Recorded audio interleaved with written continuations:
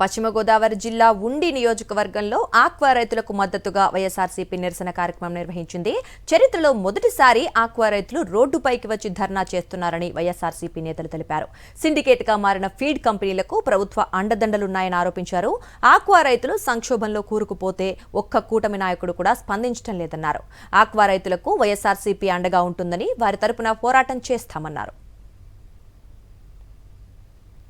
ప్రభుత్వ అండదండలతోటే సిండికేట్గా ఏర్పడి రైతుల్ని కష్టాల్లోకి నెట్టేటువంటి పరిస్థితి ఏర్పడుతూ ఉంది. మేము ఒకటే కోరుతూ ఉన్నాం, రైతాంగ పరంగా రైతుని ఆదుకోమని.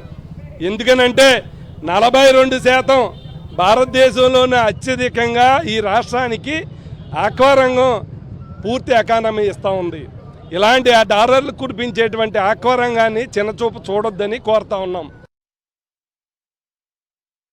జగన్మోహన్ రెడ్డి గారు వచ్చిన తర్వాతే కేవలం రూపాయల కరెంట్ ఒకే ఒక్క ప్రభుత్వం సబ్సిడీ ఇచ్చి ఆక్వా రైతులను ఆదుకుంది. అవసరం చట్టాన్ని తీసుకొచ్చి ఫీడ్ మీద, సీడ్ మీద, ఎక్స్పోర్ట్ మీద నియంత్రణ తీసుకొచ్చింది. ఇవాళ ఎన్ని తొంగలో దొక్కి మరి ఈరోజు మీకు ప్రభుత్వం ఆక్వా రైతులు నడ్డి వీర్చి ఆక్వా రైతులు రోడ్డు ఎక్కడం ఫస్ట్ టైం చూస్తున్నాం మనం. ఒక పక్కనేమో 270 నుంచి 220 రూపాయలకి ఫీడ్ సీడ్ ఎక్స్పోర్ట్ రొయ్యి రేటు 100 కోట్లు తగ్గించారు. 100 కోట్ల నుంచి 50 కోట్ల వరకు పూర్వం 20-30 రూపాయల డిఫరెన్స్ ఉండేది రేటు. అలాంటిది కేవలం 10 రూపాయలు రేటు డిఫరెన్స్ ఈరోజు ఇవ్వడం జరుగుతూ ఉంది. అంటే ఆక్వా రైతుని ఏ రకంగా దెబ్బతీయాలి, పరిశ్రమను ఏ రకంగా ఇబ్బంది పెట్టాలని చెప్పి చూస్తున్నట్టుంది ఈ ప్రభుత్వ పనితీరు.